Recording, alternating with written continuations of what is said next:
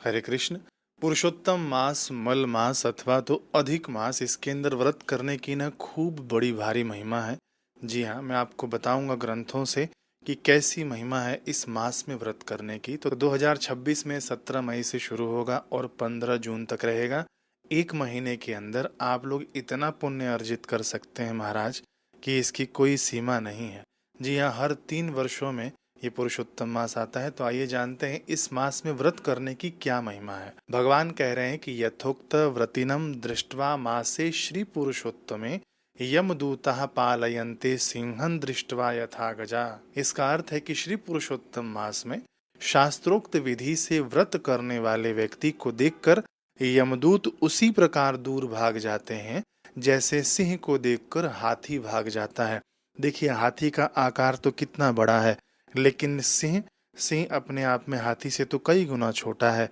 लेकिन जब सिंह हाथी के सामने आता है तो हाथी ऐसे ही भाग जाता है ना। ऐसे ही आपके पाप कितने भी भारी भरकम हो, भयंकर हो, लेकिन ये जो आप व्रत करेंगे पुरुषोत्तम मास में, तो ये सिंह के समान हो जाएगा और आपके पाप रूपी दोष दूर भाग जाएंगे। यमदूत तक आपको देखकर दूर भाग जाएंगे। ये भगवान श्री कृष्ण बता रहे हैं कि यमदूतः पलायन्ते सिंहम दृष्ट्वा यथा गजः।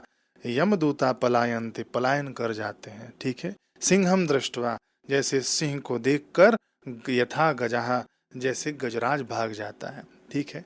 आगे भगवान बता रहे हैं कि एतन मास व्रतम राजन श्रेष्ठम क्रतुशतादपि क्रतुम कृत्वा अपनुयात स्वर्गम गोलोकम पुरुषोत्तमे।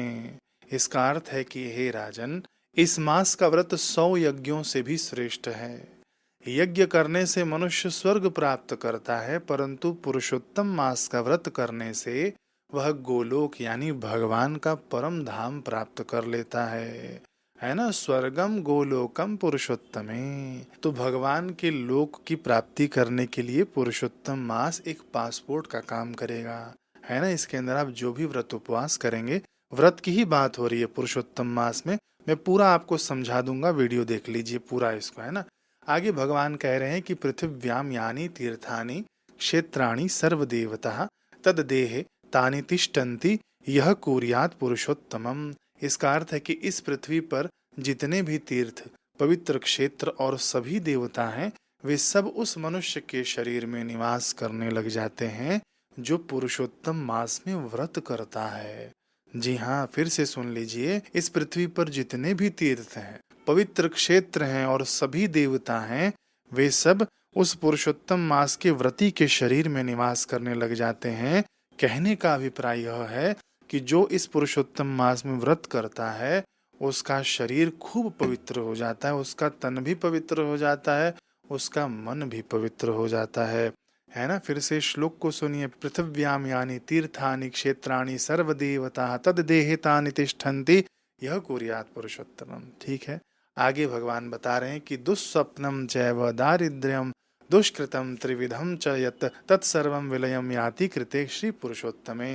पुरुषोत्तम मास का व्रत करने पर सभी बुरे सपने, दरिद्रता और मन वचन व कर्म से किए गए तीनों प्रकार के पाप पूरी तरह से नष्ट हो जाते हैं। ये व्रत की महिमा केवल चल रही है। पुरुषोत्तम मास की महिमा तो मैंने आपको बता दी पिछले वीडियो में, नहीं देखा हो तो उसे देख लेना। व्रत की महिमा सुनिए। श्री पुरुषोत्तम सेवयाम निश्चलम हरि सेवकम विघ्नाद्रक्षन्ति शक्राद्यः पुरुषोत्तम तुष्टये।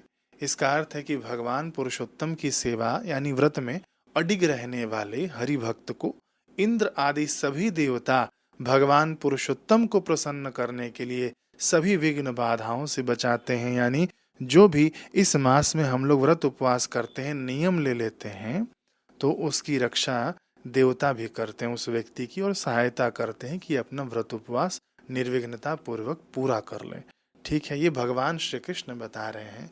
पुरुषोत्तमस्य व्रतिनो यत्र यत्र वसन्ति च भूत प्रेत पिशाचाद्या न तिष्ठन्ति तदग्रतः। इसका अर्थ है कि जो पुरुषोत्तम मास में व्रत उपवास लेकर रखे हैं ना, वे जहाँ भी निवास करते हैं वहाँ भूत प्रेत पिशाच आदि नकारात्मक शक्तियाँ ठहर नहीं सकती। ये पूरे 1 महीने यदि आप व्रत उपवास लेकर रहते हैं तो आप में इतना सामर्थ्य आ जाता है। आगे भगवान बता रहे हैं कि एवं यो विधिना राजन कुर्यात् श्री पुरुषोत्तमम सहस्रवदनो नालम तत्फलम वक्तु मंजसा। इसका अर्थ है कि हे राजन, जो मनुष्य इस प्रकार विधि विधान से श्री पुरुषोत्तम मास का व्रत करता है, उसके फल का वर्णन करने में 1000 मुखों वाले शेष नाग भी समर्थ नहीं है। यानी इस मास में यदि आप व्रत उपवास कर लेते हैं तो आपके पुण्यों की गणना साक्षात शेष नाग भी नहीं कर सकते। उनके 1000 मुख हैं, हजारों मुखों से वर्णन करने जाए तो भी आपके पुण्यों की गणना नहीं कर सकते, ऐसे भगवान वासुदेव श्री कृष्ण बता रहे हैं। ठीक है, अब भगवान नारायण क्या बता रहे हैं? पुरुषोत्तमम नियममुम परमादरेण कुर्याद नन्य मनसा पुरुषोत्तमो यह पुरुषोत्तम प्रीतमः पुरुषः स भूत्वा पुरुषोत्तमेन रमते ऋषिकेश्वरेण।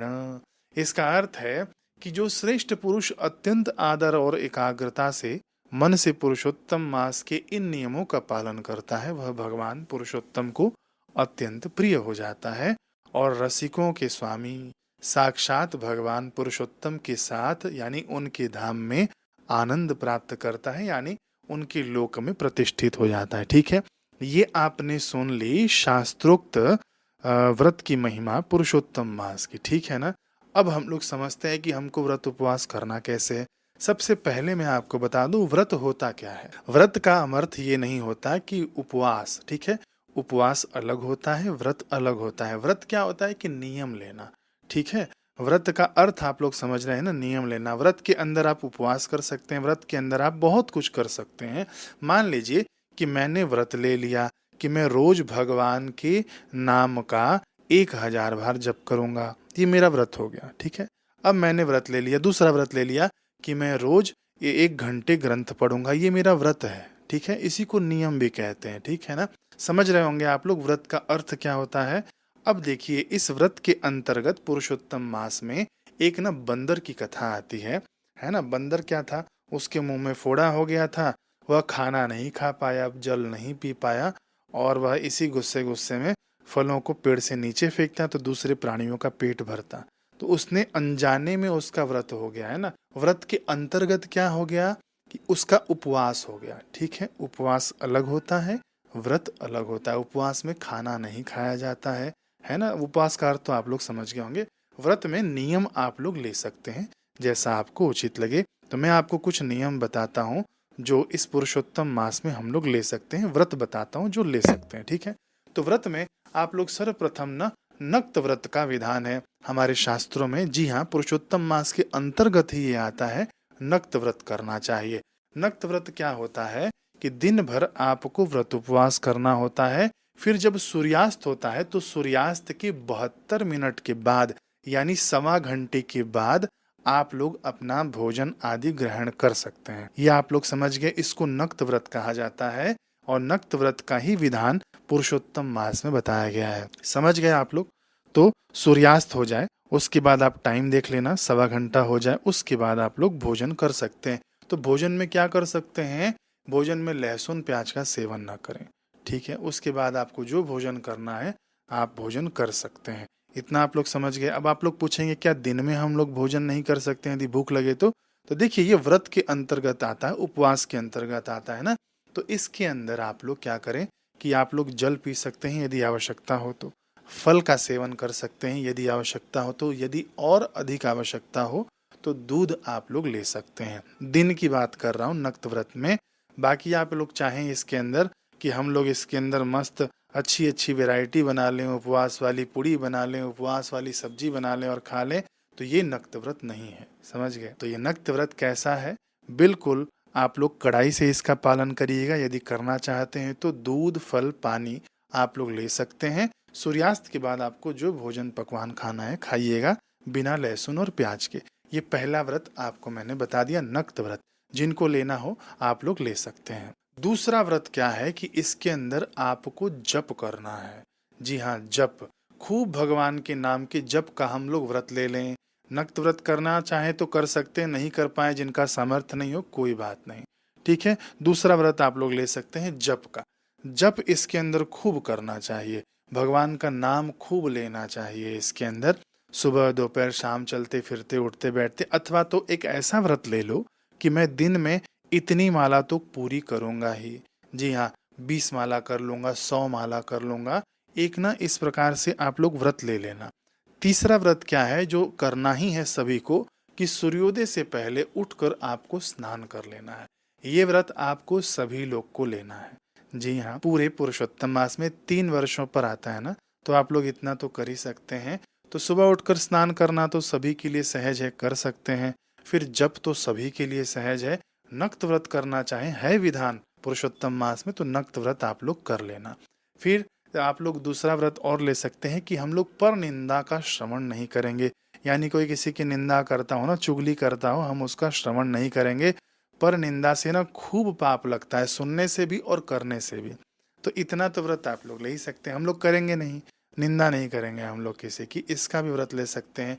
बाकी और भी ढेर सारे व्रत होते हैं। मौन व्रत होता है ना, मैं रोज पूजन करूंगा भगवान का, ये भी व्रत आप लोग ले सकते हैं, है ना। पुरुषोत्तम सहस्त्र नाम के माध्यम से मैं रोज भगवान को अभिषेक करूंगा, ये मैं पूरे 1 महीने का व्रत लेता हूँ। पुरुषोत्तम सहस्त्र नाम अभी मैं अपलोड कर दूंगा रिकॉर्ड करके। ये पुरुषोत्तम मास के लिए ही स्पेशल होता है ना, पुरुषोत्तम सहस्त्र नाम। कई लोग बोल रहे हैं कि विष्णु सहस्त्र नाम से कर सकते हैं। जी हाँ, कर सकते हैं, लेकिन और आपको स्पेशल करना हो तो पुरुषोत्तम सहस्त्र नाम के माध्यम से कीजिए और अच्छा रहेगा, है ना। क्या करना है, भगवान को एक चम्मच के वो चला देना वीडियो, और चम्मच से आप लोग भगवान को स्नान कराते जाना। भले 15-20 मिनट लगेगा, जितने भी देर का पुरुषोत्तम मास रहेगा। तो ये भी आप लोग व्रत ले सकते हैं। हम लोग रोज भागवत श्रवण करने का अथवा तो रोज सत्संग सुनने का भी व्रत ले सकते हैं। फिर नित्य दान का भी हम लोग व्रत ले सकते हैं। लेकिन जो मुख्य इसके अंदर मैंने आपको बताया, जो पुरुषोत्तम मास के अंतर्गत आता है, सबसे पहले आता है स्नान सूर्योदय से पहले, दूसरा आता है आपका भगवान के नाम का जप, और तीसरा आता है इसके अंदर नक्त व्रत। ठीक है, ये 3 मुख्य हैं इसके अंदर। करना चाहें तो आप लोग कर लेना। बंदर का नक्त व्रत हो गया था, नक्त व्रत क्या, बंदर का पूरा उपवास हो गया तो उसकी सदगति हो गई थी। पाप कर्मों के कारण उसको बंदर योनि मिली, लेकिन अनजाने में उससे ये सब चीजें हो गई तो उसकी खूब सदगति हो गई। ठीक है, भविष्य उत्तर पुराण में आता है कि अगर पति पत्नी साथ में व्रत कर लेते हैं, पूरे दिन नहीं, 30 दिन की बात नहीं हो रही, अगर कर सके तो अच्छा, यदि नहीं कर सके तो भविष्य उत्तर पुराण के हिसाब से यदि पति पत्नी 1 दिन या 2 दिन पुरुषोत्तम मास में साथ में ही व्रत ले लेते हैं, व्रत कर लेते हैं, तो यह भी दाम्पत्य जीवन के लिए सर्वोत्तम माना गया है।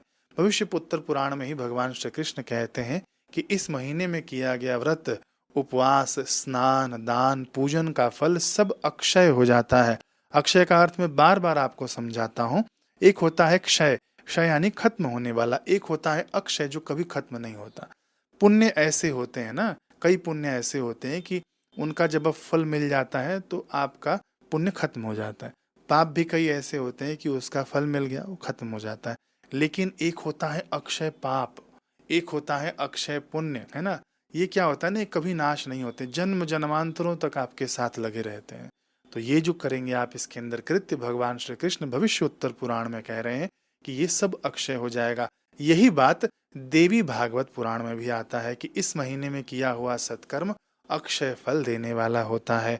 तो समझ गए, आप लोग को व्रत उपवास की महिमा मैंने पहले बता दी, फिर उसके बाद व्रत उपवास कैसे करना है, क्या क्या करना है वह बता दिया आपको, और इसके बाद आखिरी में आपको ये भी बता दिया कि आपका ये जो करेंगे कर्म, ये सब अक्षय होने वाला है। ठीक है, तो ये पुरुषोत्तम मास का लाभ लीजिए। आने वाली अपनी 3-4 वीडियो और है जिसके अंदर मैं आपको ना पूजन का विधान बताऊंगा। शास्त्रों में कैसे पूजन बताया गया, मन गढ़ंत नहीं, शास्त्रों में जैसे बताया गया है कि पुरुषोत्तम मास में कैसे पूजन करना है हमको।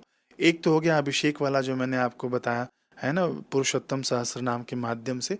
दूसरा हो गया है इसके अंदर कि लक्ष्मी जी को स्थिर करने वाला पूजन बताया गया है, लक्ष्मी नारायण का पूजन बताया गया है। वह मैं पूरा आपको विधि विधान से करके बताने वाला हूँ, उसको भी आप लोग करिएगा, महीने भर कर सकते हैं। छोटा सा ही पूजन रहेगा, कर सकते हैं सभी लोग। बाकी आने वाले वीडियो में दान की भी महिमा और क्या क्या दान करना है ना। जो आप भ्रमित प्रचार हो रहा है इंटरनेट पे, लोग मुझे वीडियो भेज रहे हैं, ऐसा कुछ भी ग्रंथों में नहीं लिखा है। जो लिखा रहेगा मैं वही आपसे साझा करूंगा। फिर तीसरा वीडियो आएगा दीपदान का, कि दीपदान की महिमा क्या है, दीपदान करने का फल क्या है, कैसे करना है। ठीक है, 3-4 वीडियो आ जाएंगे। आप लोग इस वीडियो को याद रखना, भूलना मत। ठीक है, औरों को भी बताना। हरे कृष्ण।